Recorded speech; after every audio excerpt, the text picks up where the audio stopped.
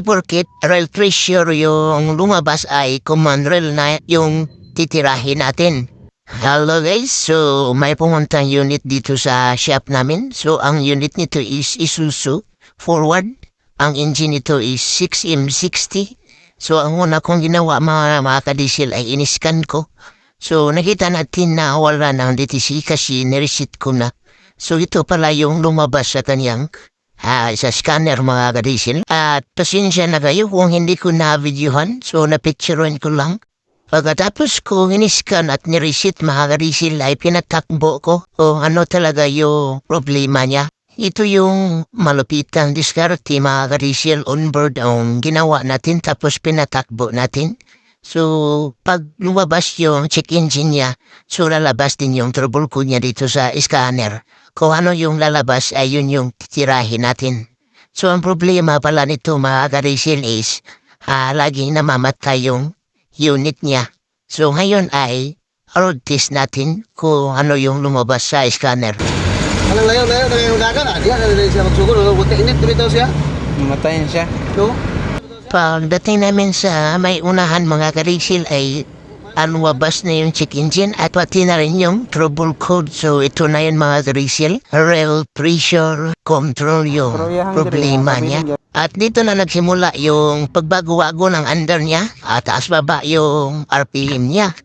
At yun pagdating namin sa unahan, namamatay na yung makina. So ayan, palagi niyang gini-start. O napatay, ayan, namamatay talaga siya.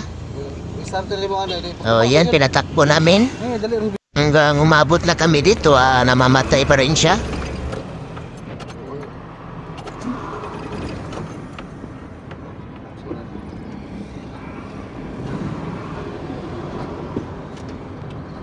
At yun, nakarating na kami. Troubleshooting na tayo mga kadisil. Bale, ito yung lumabas sa scanner. So, porket rail pressure yung lumabas ay command rail na yung titirahin natin. So, may nakalagay na transfer abnormal. So, sino ba yung control ng pressure? Siyempre yung suction valve.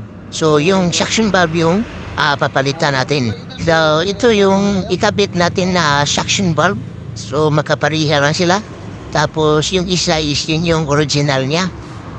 So, yun, try natin ikabit doon kung maging okay ba siya. Sa hindi pa nakakaalam, so saan ba nakalagay yung suction valve? So, dito sa kanyang pressure pump. So, yung suction valve is yun yung napukontrol ng diesel patungong command rail.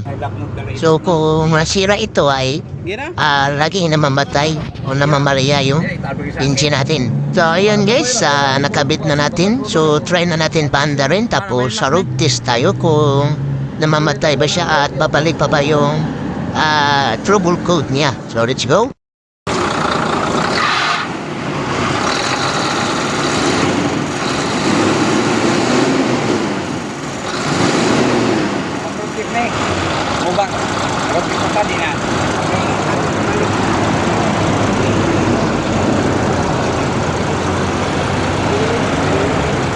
On board ulit tayo guys. So tignan natin dito kung lalabas pa ba yung trouble code. So nakita natin na ayan, pressure. So receipt natin. Ito yung original na niya, trouble code. So ayan, no DTC. So tara, road test natin kung babalik pa ba yun.